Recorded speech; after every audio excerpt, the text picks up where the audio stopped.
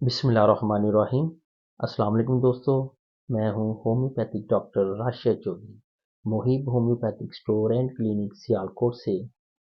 तो दोस्तों आज हम बात करेंगे फालज के बारे में, जिसको स्ट्रोक भी बोला जाता है। आज मैं आपको बताऊंगा कि फालज क्यों होता है, इसकी वजूहात क्या हैं और इसका होम्योपैथिक में इलाज क्या है। तो दोस्तों वीडियो देखने से पहले मेरे चैनल को सब्सक्राइब करें, लाइक करें और बेल आइकन का बटन प्रेस कर दें। तो दोस्तों चलिए शुरू करते हैं। फालज क्या होता है? इंसान के बॉडी का कोई भी हिस्सा अगर सुन्न हो जाए, इसके साथ साथ बिल्कुल उसकी हरकत रुक जाए, मूवमेंट हर किस्म की रुक जाए, तो इसको हम फालज कहते हैं।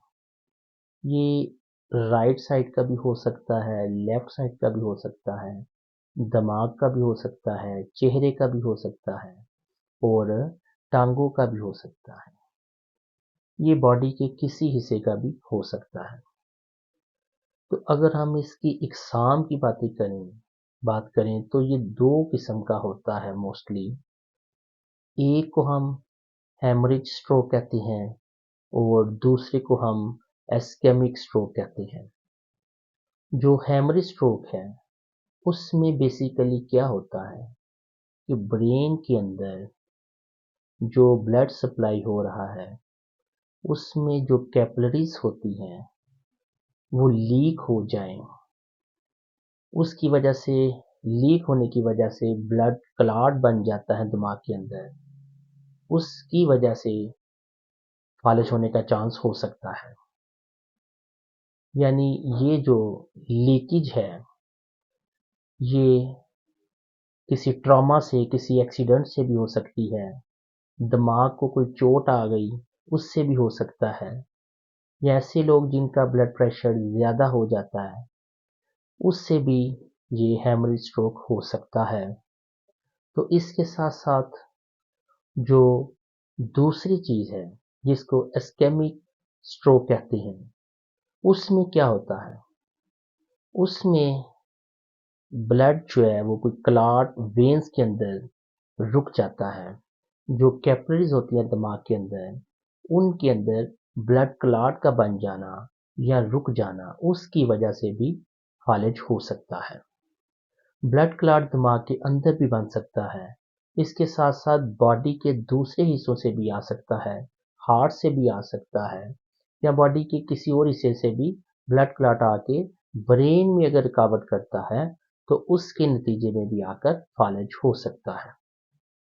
तो दोस्तों एक बड़ी ही इंटरेस्टिंग बात मैं आपको यहाँ पे बताऊं। हमारा जो ब्रेन है, जो राइट साइड वाला हिस्सा है, ये ब्रेन का हमारा लेफ्ट साइड को जो है वो कंट्रोल करता है, और जो हमारे ब्रेन का लेफ्ट साइड वाला हिस्सा है ये राइट साइड को कंट्रोल करता है। हमारे बॉडी की कोई भी मूवमेंट हम जब करते हैं, जो हमारा राइट साइड वाला ब्रेन है वो लेफ्ट को कंट्रोल करता है और जो लेफ्ट वाली साइड है वो राइट को कंट्रोल करती है। तो दोस्तों अगर ये क्लॉटिंग, अगर अटैक ब्रेन में हो तो हमारा पूरा बॉडी भी फालिजदा हो सकता है। इसके साथ साथ अक्सर आप देखते हैं एक साइड का फालिज होता है, राइट साइड का हो जाए या लेफ्ट साइड का। अगर ब्रेन के अंदर इस तरह का इन्फेक्शन होता है, ब्लड क्लॉट आता है, हेमरेज होता है, तो वो ज़्यादातर अफेक्ट बॉडी की एक साइड को करता है। इसके साथ साथ अगर यही इन्फेक्शन, यही वजह ब्रेन के थोड़ा सा नीचे हमारे नेक के करीब स्पाइनल कार्ड जिधर से स्टार्ट होता है उधर आ जाए, उधर क्लॉट आ जाए, तो ये चीज़ हमारे पूरे बॉडी को फालिजदा कर सकती है। तो इस तरह मजीद आके चले जहाँ पे हमारा स्पाइनल कार्ड जो है वो नीचे रीढ़ की तरफ नीचे तक आ रहा है, पूरी रीढ़ में आ रहा है, अगर ये कमर के हिस्सा में हो जाए तो कमर के हिस्से में जब क्लॉटिंग आ जाए या हेमरेज हो जाए तो ये चीज़ हमारा जो नीचे वाला हिस्सा होता है, जिसको टांगे बोलते हैं, नीचे वाला धड़ बोलते हैं, उनको फालिजदा कर सकता है। इसके साथ साथ दोस्तों अगर निचले हिस्से का फालिज हो जाता है तो उसमें बाज़ औक़ात मसाना जो है वो भी डिस्टर्ब हो सकता है, इसके साथ साथ जो बहाने वाली नाली है वो भी डिस्टर्ब हो सकती है, यानी कि अगर मसाने का फालिज हो जाता है तो यूरिन जो है आउट ऑफ कंट्रोल हो जाएगा। इसी तरह अगर बहाने वाली जगह का फालिज हो जाता है तो वो भी आउट ऑफ कंट्रोल हो जाएगा, यानी ये चीज़ें इंसान के कंट्रोल में नहीं रहेंगी। यूरिन खुद ब खुद खारिज होता जाएगा, जो बहाना है ये भी खुद ब खुद खारिज होता जाएगा। तो दोस्तों, अब मैं आपको कुछ वजूहात बताता हूँ कि ये इन फालिज होने की क्या क्या वजूहात होती हैं।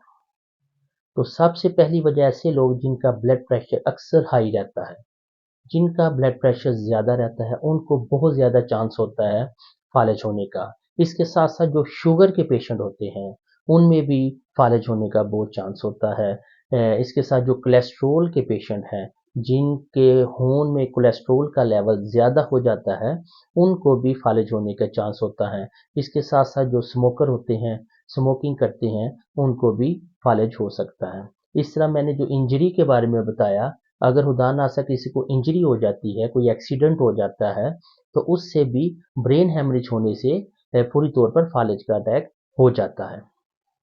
तो दोस्तों, अब हम कुछ इलाज के बारे में बताएं, कुछ प्रिकॉशंस के बारे में बताएं। तो सबसे पहले हम देखते हैं कि इसको कंट्रोल करने के लिए हमें क्या-क्या एहतियाती तदाबीर करनी चाहिए। सबसे पहले तो अगर ब्लड प्रेशर के पेशेंट हैं तो ब्लड प्रेशर को कंट्रोल रखा जाए, अगर शुगर के पेशेंट हैं तो शुगर को कंट्रोल रखा जाए। तो इसी तरह अगर कोलेस्ट्रॉल लेवल ज़्यादा है तो हमें उसको कंट्रोल करना चाहिए, उसकी मेडिकेशन जो है वो प्रॉपर तरीके से करनी चाहिए ताकि हम इतनी बड़ी बीमारी से बच सकें। तो अब हम बात करते हैं इसके इलाज के बारे में। तो दोस्तों, आज मैं आपको होम्योपैथी की बहुत ही शानदार किस्म की मेडिसिन बताने जा रहा हूँ, जो कि फालिज को ठीक करने में बड़ा अहम किरदार अदा करती हैं। तो इसमें एक बहुत ज़रूरी मैं बात आपसे शेयर करना चाहता हूँ। अक्सर लोग, अगर फालिज होता है तो अक्सर लोग इसको लेट कर देते हैं ट्रीटमेंट कराने की सूरत में, यानी कि मुख्तलिफ हुक्मा के पास जाकर, मुख्तलिफ लोगों के पास जाकर, मुख्तलिफ टोटके करके इसको लेट कर देते हैं। तो बराए करम, अगर खुदा ना खास्ता किसी को इस तरह का प्रॉब्लम होता है तो फौरी तौर पर किसी अच्छे अपने करीबी डॉक्टर के पास जाना चाहिए, ताकि फौरी तौर पर इसका ट्रीटमेंट हो सके और आप सेहतयाब हो सकें। तो दोस्तों, अब मैं आपको वो होम्योपैथी मेडिसिन बताऊंगा जो कि फालिज को ठीक करने में बहुत अहम है। सबसे पहली होम्योपैथिक मेडिसिन जो मैं आपको बताने जा रहा हूँ, अगर किसी को ट्रॉमा का मसला हो जाता है, कोई इंजरी हो जाती है, उसके सूरत में अगर फालिज होता है तो होम्योपैथिक की सबसे बेस्ट मेडिसिन वो आर्निका है। यानी हेमरेज जो स्ट्रोक है उसको ठीक करने के लिए आर्निका बहुत ही शानदार मेडिसिन है। इसको हमने 200 पोटेंसी में इस्तेमाल करना होता है, सुबह दोपहर शाम 10-10 कतरे होते हैं।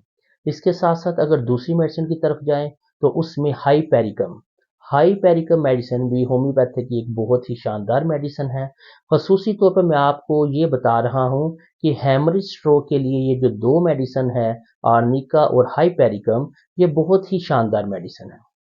इसके साथ साथ अगर इस्केमिक स्ट्रोक होता है, उसके लिए जो होम्योपैथी की सबसे बेहतरीन मेडिसिन है वो है जलसीमियम। जलसीमियम मेडिसिन फालिज के लिए बहुत ही होम्योपैथी की शानदार किस्म की मेडिसिन है। इसको मदर टिंचर में इस्तेमाल करना है, सुबह दोपहर शाम 15-15 ड्रॉप्स लेने हैं। और इसके साथ जो चौथी मेडिसिन आपको स्पेशल मेडिसिन वो है कालीफास। कालीफास मेडिसिन ये भी एक बहुत ही अच्छी मेडिसिन है। कालीफास हमने बायोकेमिक में यानी 6x पोटेंसी में इस्तेमाल करनी है और ये टैबलेट्स फॉर्म में होती हैं। ये 6-6 टैबलेट सुबह दोपहर शाम 3 टाइम इस्तेमाल करनी होती हैं। तो दोस्तों, ये आपको मेडिसिन जो मैं फालिज के बारे में बता रहा हूँ, ये आपको किसी भी होम्योपैथिक स्टोर से बआसानी मिल सकती हैं। तो दोस्तों, अगर मज़ीद कोई कॉम्प्लिकेशंस हो तो आप मेरे साथ रब्ता कर सकते हैं। तो दोस्तों, वीडियो मेरी पसंद आए तो लाइक करें, इसको सब्सक्राइब करें। बहुत शुक्रिया। जज़ाकल्लाह। अल्लाह हाफिज़।